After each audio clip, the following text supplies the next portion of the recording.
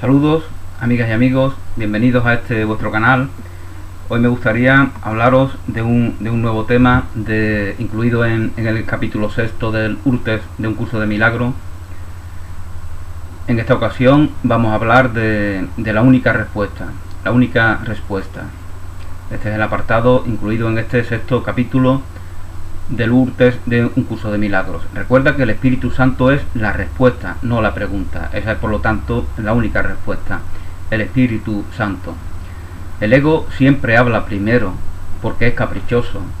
Recordad lo que comentábamos del tema anterior, ¿no? Lo que nos decía San Juan de la Cruz, ¿no? Haz lo contrario de lo que quieres hacer. Considera hacer lo contrario de lo que quieres hacer, porque lo que quieres hacer no es verdaderamente lo que quieres hacer, sino es aquello a lo cual tú te has habituado a hacer. Es la reacción que has aprendido. Entonces considerar hacer lo contrario es hacernos un gran aporte, cuanto menos considerarlo.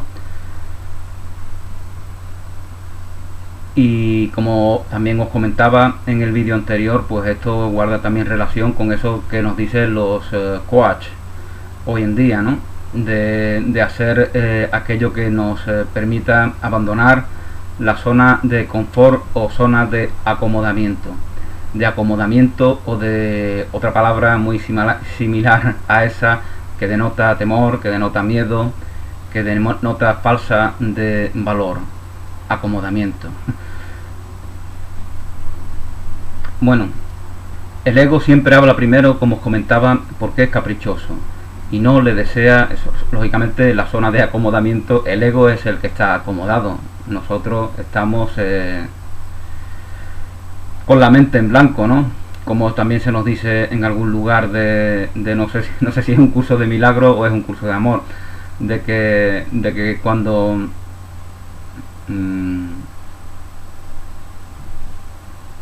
de que estar con la mente en blanco es cuando estamos teniendo pensamientos que son una mera recreación de lo que hemos aprendido. No son pensamientos reales, no son pensamientos reales que emanen de nosotros.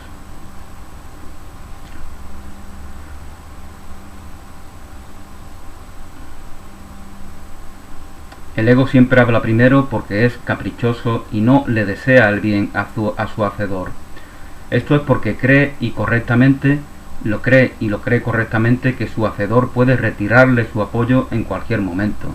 Somos los hacedores de nuestros egos o de esa conciencia limitada, compartida y transitoria que llamamos ego.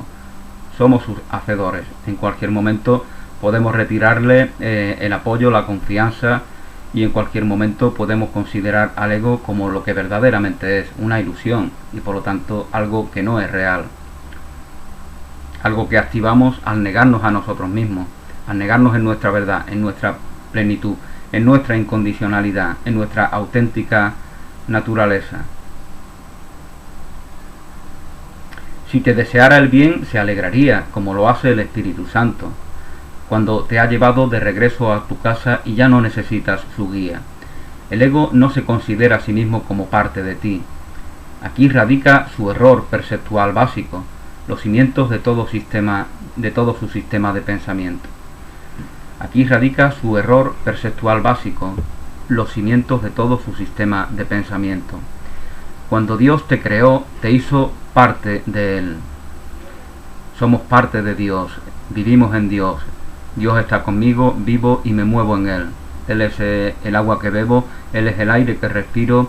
Así se nos dice en la lección 222 del libro de ejercicios.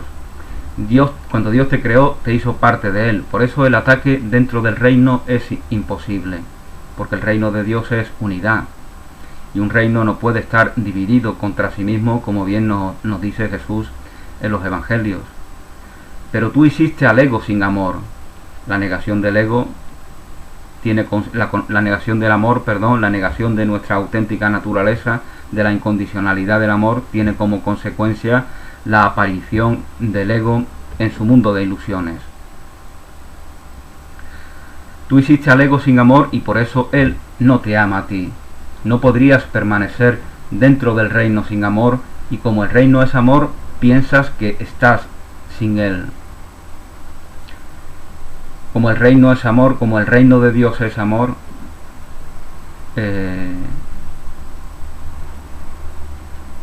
creer que nuestra identidad es ese ego que niega ese reino, pues lógicamente determina que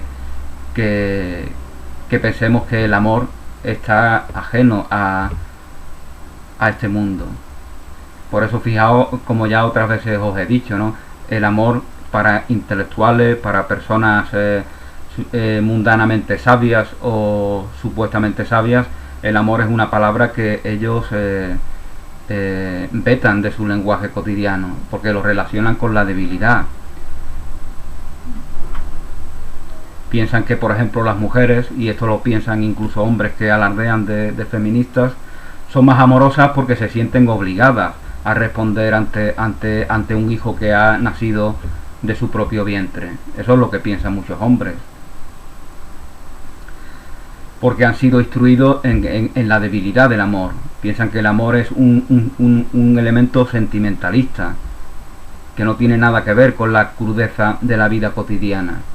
Y efectivamente este mundo de separación, este mundo que niega la unidad, que niega la integridad, es un mundo de crudeza, de crueldad, y es un mundo en el cual simplemente intentamos trepar, llevados por la codicia, e intentamos robar desde afuera hacia adentro para compensar todo ese reino de Dios que nos estamos negando, y que si no nos negáramos ya no necesitaríamos de esa necesidad de robar desde afuera hacia adentro, a la cual nos condicionamos cuando negamos esa plenitud del reino de Dios en nosotros.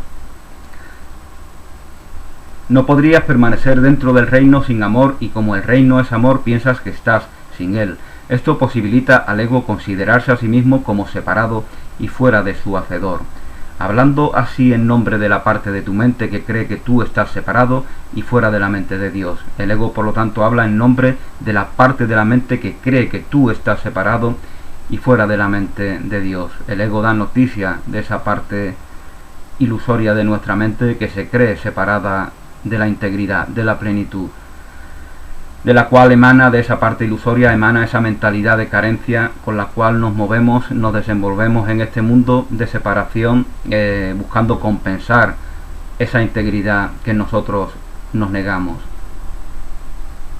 El ego entonces planeó la primera pregunta que haya sido nunca hecha, pero que nunca responde. Esa pregunta que fue ¿quién eres tú?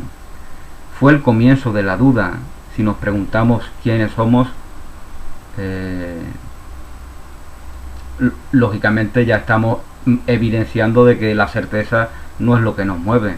Ya no nos movemos de manera natural en nuestra realidad, porque ya hay una duda. El ego no ha respondido a ninguna pregunta, y también denota este hecho la separación, porque uno se pregunta, una parte de uno pregunta a otra.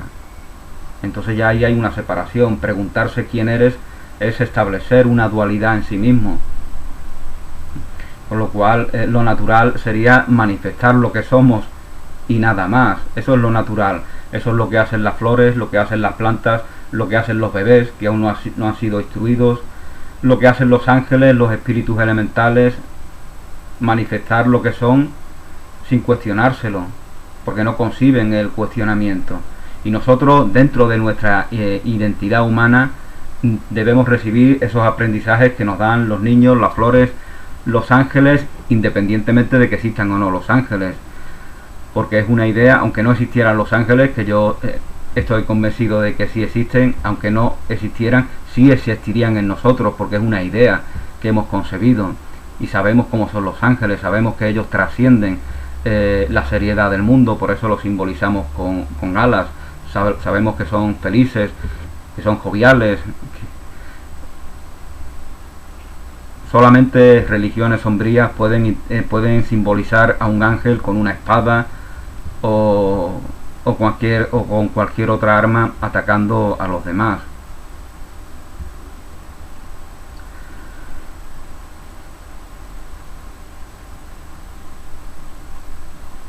El ego no ha respondido a ninguna pregunta desde entonces, aunque ha planteado un gran número. Las actividades más ingeniosas del ego no han hecho más que oscurecer la pregunta, porque tú tienes la respuesta y el ego te teme. No puedes entender realmente el conflicto hasta que entiendas completamente un hecho básico que el ego desconoce. El Espíritu Santo no habla primero, Él siempre contesta. Todo el mundo le ha pedido ayuda en una ocasión u otra, y de una manera u otra ya ha sido contestado. La respuesta del Espíritu Santo está eternamente en nosotros, por lo tanto siempre está disponible. Como el Espíritu Santo, porque el Espíritu Santo es la voz que habla por Dios, como bien se nos decía en algún apartado precedente. Como el Espíritu Santo responde con la verdad, Él contesta para siempre. Y eso significa que todo el mundo dispone de la respuesta ahora. El ego no puede oír al Espíritu Santo, pero ciertamente siente que parte de la misma mente que lo hizo está contra él. Siente que hay algo que está en su contra. El ego da noticia del reino dividido, del reino transitorio, del reino que empieza y que termina, es decir, de ese reino que no es el reino de la integridad, de la unidad, ese reino que no puede estar dividido contra sí mismo, y del cual nos habla Jesús en los evangelios. El ego da noticia del otro reino, del reino falso que nosotros concebimos al negarnos en el reino de Dios que está en nosotros.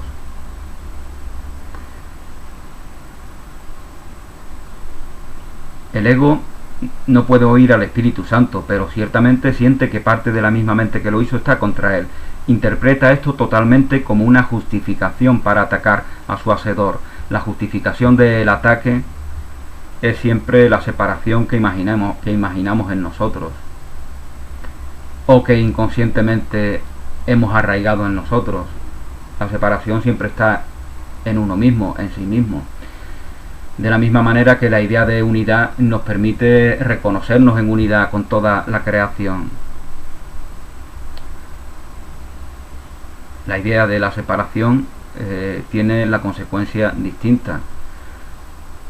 Determina que nos interpretemos separados de la inconmensurabilidad del universo y por lo tanto ya nos sentimos en peligro, nos sentimos temerosos, nos sentimos necesitados a llevarnos por la idea de la supervivencia, a proteger al pequeño personaje que queremos ser, a construir para él una pose, una coraza, a combatir por un lugar relevante de una sociedad jerárquica, etcétera, etcétera. Ya en ese mundo en el cual nos hemos negado no se puede dar paz permanente ni verdadera. No es un mundo feliz, es el mundo que niega la felicidad, el mundo que niega la gracia de Dios. Gracia que es sinónimo de alegría, es decir, de felicidad. El ego cree que la mejor defensa es el ataque y quiere que tú creas esto. Si no lo crees, no te pondrás de su parte. Y el ego siente desesperadamente una gran necesidad de aliados, aunque no de hermanos. El ego se siente débil, por lo tanto necesito establecer alianzas, las alianzas del ego. Necesito adular a aquel que me parece que es más fuerte que yo y quizá pudiera aportarme algo. Pero en el fondo lo desprecio, en el fondo yo no lo aprecio. Quiero que sea mi aliado porque quiero usarlo, quiero utilizarlo. En un mundo de separación, incluso los matrimonios se dan bajo este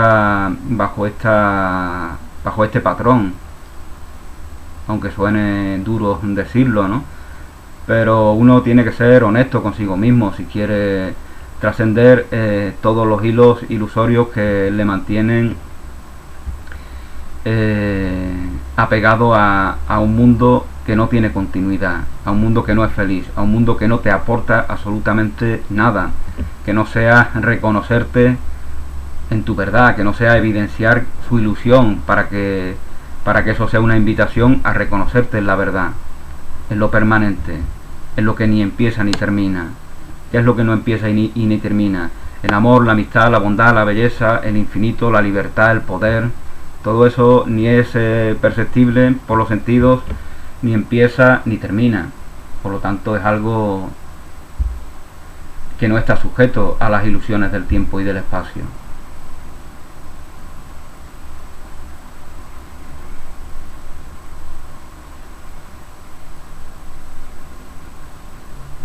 El ego siente desesperadamente una gran necesidad de aliados, aunque no de hermanos.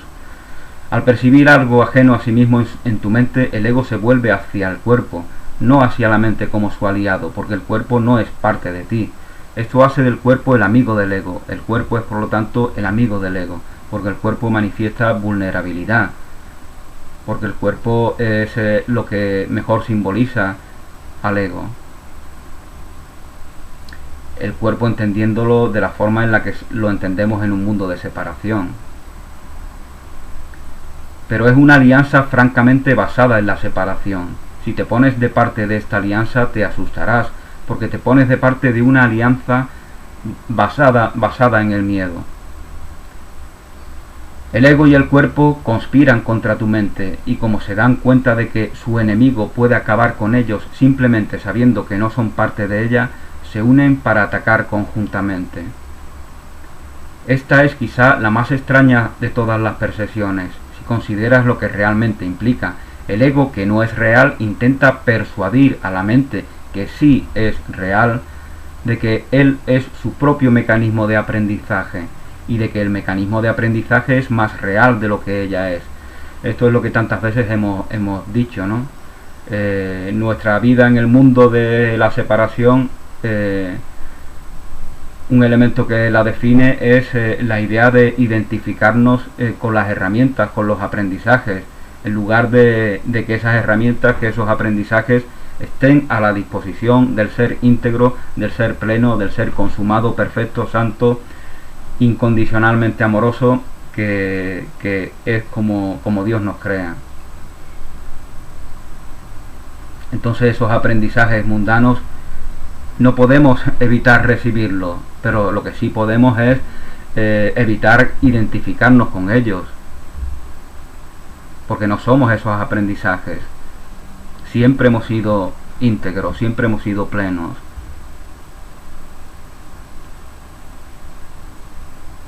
Siempre lo somos todo, siempre estamos consumados. Lo que pasa es que lo olvidamos en el mundo debido a esos aprendizajes.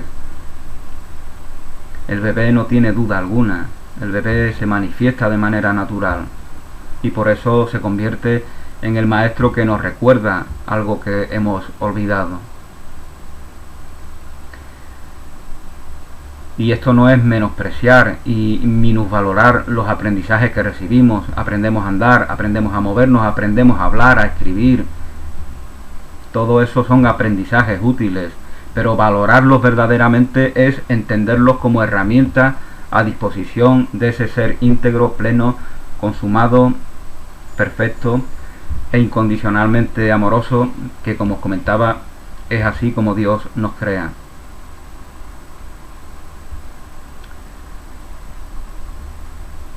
Nadie en su mente cabal podría creer esto de ninguna manera, y nadie en su mente cabal lo cree. Nadie en su mente cabal podría creer que el mecanismo de aprendizaje es más real que la propia mente. Por eso se nos dice en un curso de milagros que en un mundo de separación todos estamos dementes, de mente. Todos nos identificamos con una mente separada que no da noticia de la verdadera mente, que se reconoce en la unidad. Escucha pues la única respuesta del Espíritu Santo a todas las preguntas que el ego plantea. Tú eres un hijo de Dios, una inestimable parte de su reino, que Él creó como parte de Él mismo. Nada más existe y solo esto es real. Has elegido dormir y has tenido malos sueños, pero el sueño no es real y Dios te llama para que despiertes. No quedará nada de tu sueño cuando le oigas a Él, porque despertarás. Tus sueños han contenido muchos de los símbolos del ego y te han confundido, pero esto es solo porque estabas dormido y no sabías. El sueño es una recreación. El sueño que tenemos cuando nos acostamos y quedamos dormidos es una recreación de nuestros pensamientos. Entonces, si han sido pensamientos de amor, de incondicionalidad, de plenitud, de alegría, de servicio, pues lógicamente tenemos sueños felices que dan noticia de esa inversión que hemos estado haciendo durante la vigilia. Pero si han sido sueños egoístas, de codicia, de ambición, de deseo basado que se fundamenta en la carencia, de querer robar desde afuera hacia adentro a través de la gula, de la lujuria, de la ira y de otras vías que nos hacen daño, de querer compensar esa carencia que interpretamos en nosotros.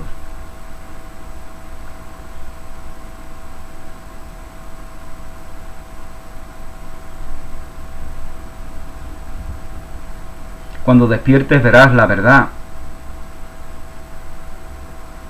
Bueno, se nos decía que tus sueños han contenido muchos de los símbolos del ego y te han confundido, pero eso es solo porque estabas dormido y no sabías. Cuando despiertes verás la verdad alrededor tuyo y en ti, y nunca más creerás en sueños, porque no serán reales para ti. Pero el reino y todo lo que has creado allí será muy real para ti, porque es hermoso y verdadero. En el reino donde estás y que eres es algo perfectamente cierto. No hay dudas ahí, porque la primera pregunta nunca fue planteada. Habiendo sido finalmente completamente respondida, nunca ha sido. Una vez se responde a la pregunta no ha sido planteada. Este es el gran misterio de los muchos que para la mente limitada, aprendida, transitoria, y que se basa en la comparación, en el contraste, esa mente, la mente del ego, la mente separada, no puede aceptar.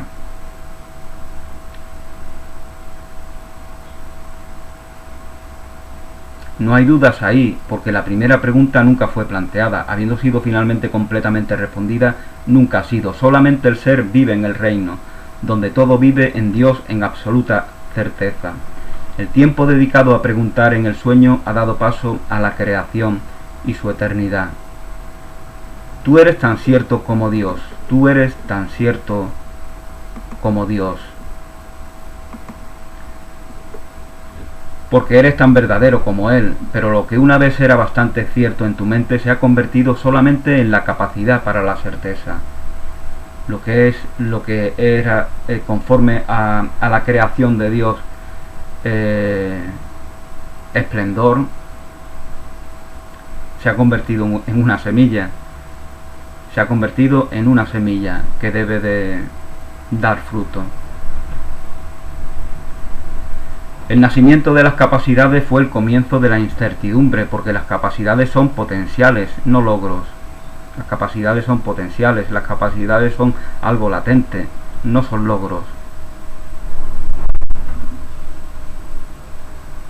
Ver el capullo y no ver la mariposa en él, eso es propio de la percepción humana. La percepción divina ve el esplendor de todo. Esto es un símbolo, ¿no? El famoso símbolo del capullo, de la oruga, capullo, mariposa. Pues este símbolo, si pudiera ser percibido por la mirada divina, lo vería todo en su plenitud. Vería al gusano, al capullo y a la mariposa todo en su esplendor. No vería capacidades, no vería nada latente. Porque el reino de Dios es así, no se guarda uno nada, lo latente es como si te lo estuviera guardando, ¿no? Tengo algo latente, un don latente. En el reino de Dios no es así, todo se ofrenda, todo se manifiesta su esplendor eternamente. Tus capacidades son totalmente inútiles en presencia de los logros de Dios y también de los tuyos. Los logros son resultados que han sido conseguidos. Cuando estos son perfectos, las capacidades dejan de tener sentido. Capacidades, logros, todo esto forma parte de un lenguaje humano, demasiado humano, algo que no tiene nada que ver con la incondicionalidad, con la divinidad, con la consumación del reino de Dios.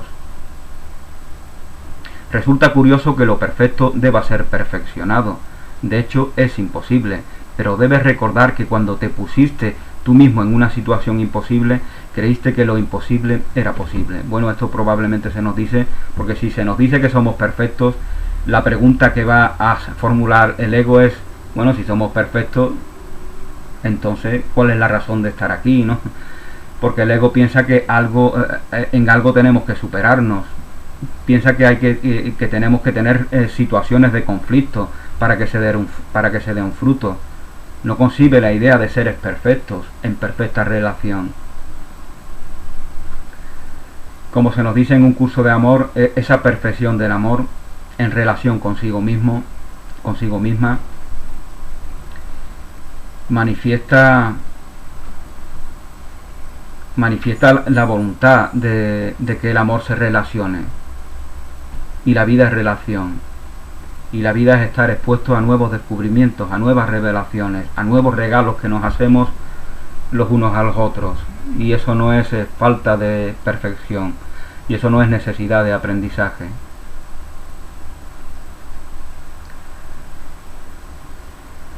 Este mismo mundo de separación nos da noticia de esto que os estoy comentando. Hay muchas lenguas. Si vamos a un país que habla una lengua que no sabemos, pues tenemos que aprenderla. Pero ese aprendizaje no da noticia de una ignorancia, de una incapacidad, no da noticia de una carencia.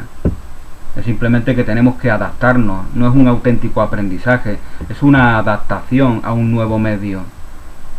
Estoy en Rusia, aquí hablan ruso, me adapto a la realidad rusa, de la sociedad rusa, y para ello lo prioritario es aprender su idioma, pero no es en sí un aprendizaje, aunque lo llamemos aprendizaje, es una adaptación.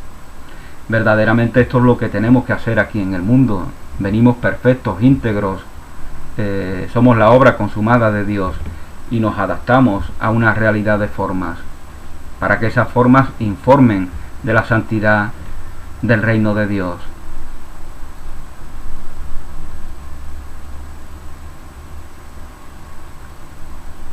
Resulta curioso que lo perfecto deba ser perfeccionado, de hecho es imposible, pero debes recordar que cuando te pusiste tú mismo en una situación imposible, o tú misma, porque supongo que se dirige a Helen, creíste que lo imposible era posible.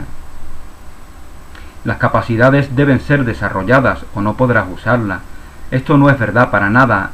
Esto no es verdad para nada que Dios creó, pero es la solución más benévola posible para lo que tú has hecho. Dios no es capacidades, pero nosotros pensamos que tenemos capacidades. Por lo tanto, trabajamos con esa idea, trabajamos con ese concepto. Trabajamos con la idea de que algo latente hay en nosotros, que debe de florecer.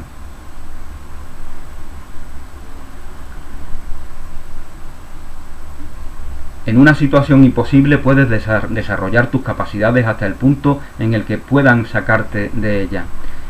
Tienes un guía para desarrollarlas, pero no tienes otro comandante que tú mismo. Esto te deja a ti a cargo del reino, con un guía para encontrarlo y los medios para conservarlo. Tienes un modelo a seguir que reforzará tu mando y nunca lo menoscabará de ninguna manera. Por lo tanto, conservas un lugar prominente en tu percibida esclavitud, un hecho que por sí mismo demuestra que no estás esclavizado. Te sabes libre en tu verdad y por lo tanto te sabes que no eres esclavo de las ilusiones. Tienes un modelo a seguir. Nuestro referente, pues lógicamente es Jesús.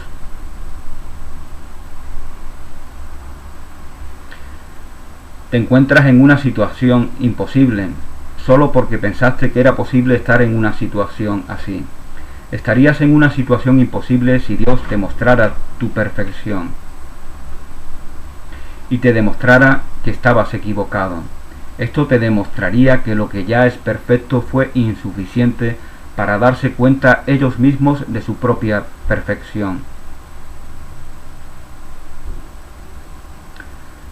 Y así adoptar la creencia de que aquellos que lo tienen todo necesitan ayuda y están desamparados.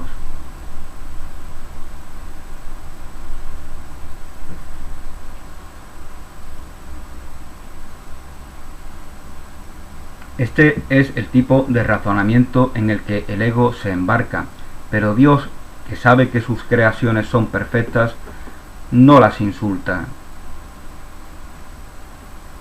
Esto sería tan imposible como la noción que tiene el ego de que le ha insultado a él. Dios ni ofende ni puede ser ofendido. Dios es la santidad en nosotros, Dios es la verdad en nosotros, Dios es la fortaleza en nosotros. La única fortaleza que no se basa en la separación, sino que se basa, que se fundamenta, que se justifica en la unidad. Por eso es la única y verdadera fortaleza. Por eso en mi indefensión radica mi seguridad. En la fortaleza de Dios, que no se basa en muros que nos segregan, radica mi seguridad.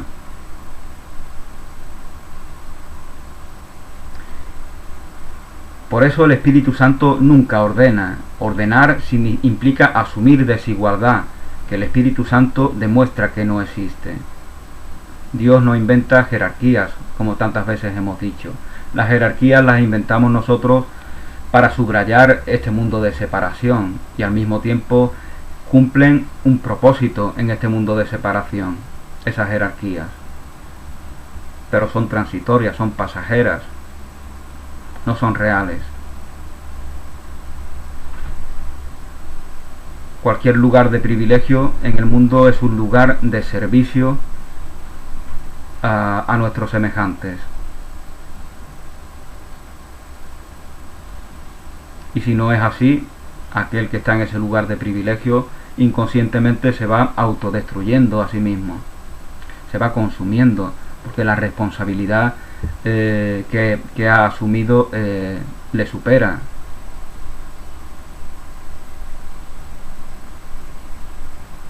Ordenar implica asumir desigualdad, que el Espíritu Santo demuestra que no existe.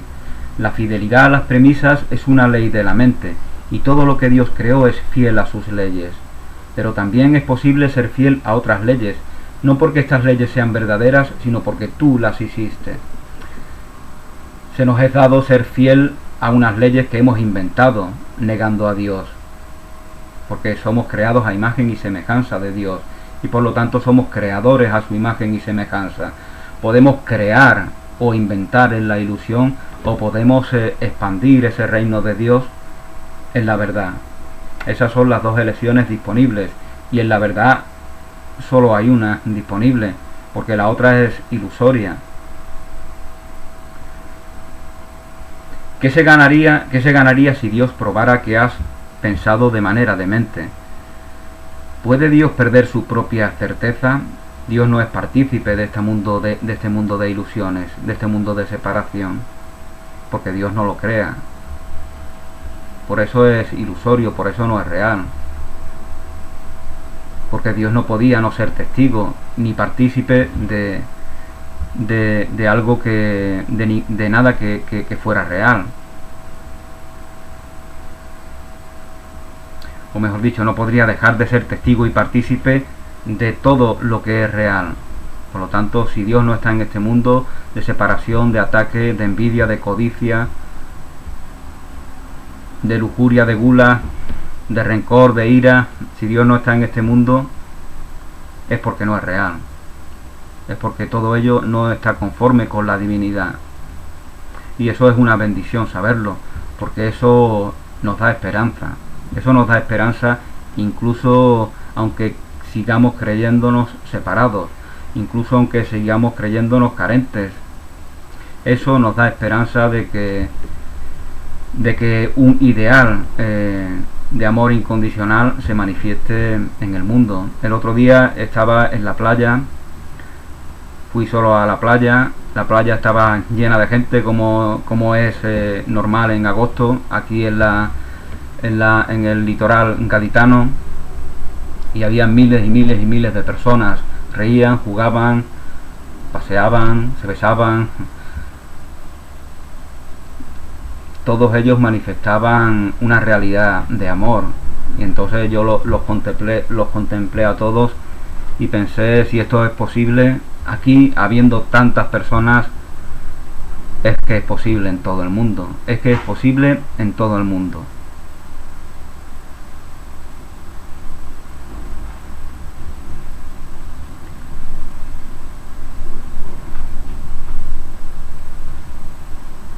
¿Puede Dios perder su propia certeza? Hemos afirmado con frecuencia que eres lo que enseñas, y se nos subrayaba en el pasaje precedente.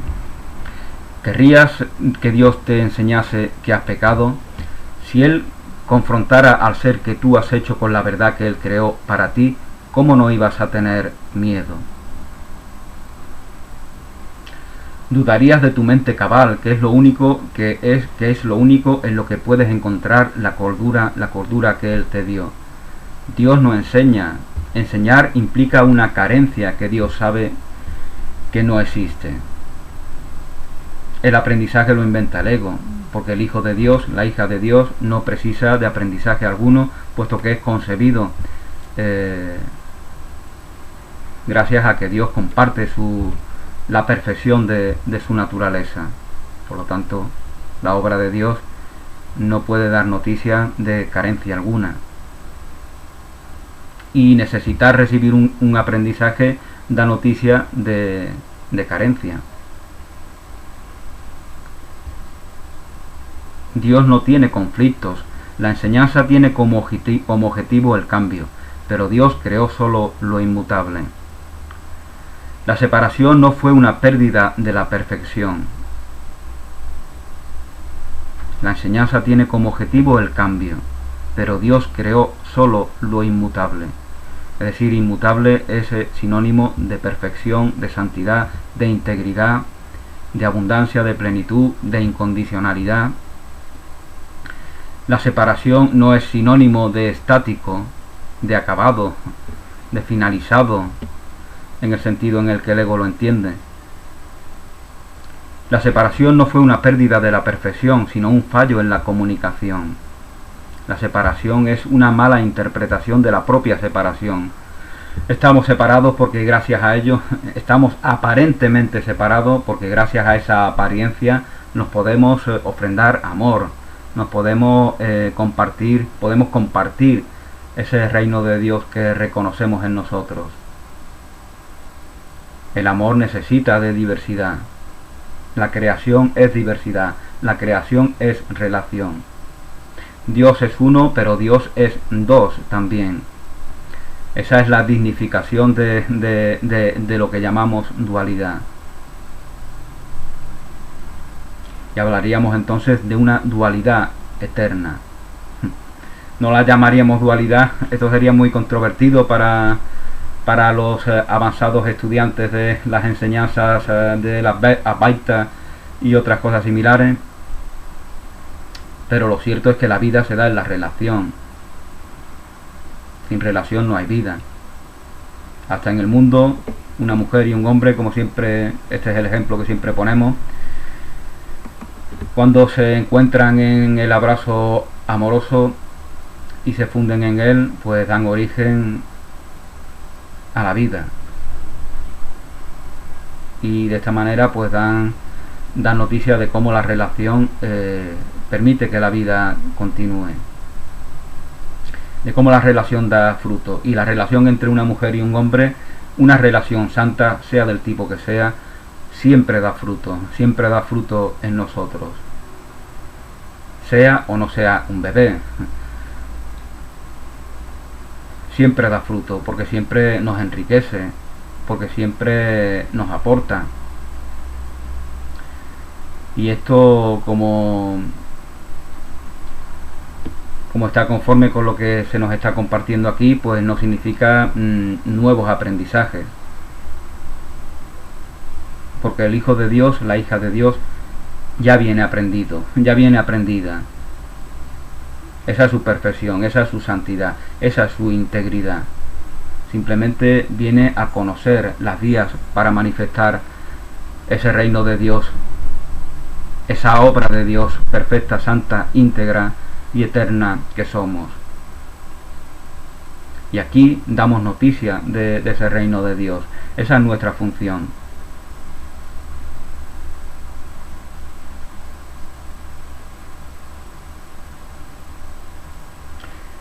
La separación no fue una pérdida de la perfección, sino un fallo en la comunicación. La voz del ego surgió entonces como una forma áspera y estridente de comunicación. lo que llamamos ego es una consecuencia inevitable de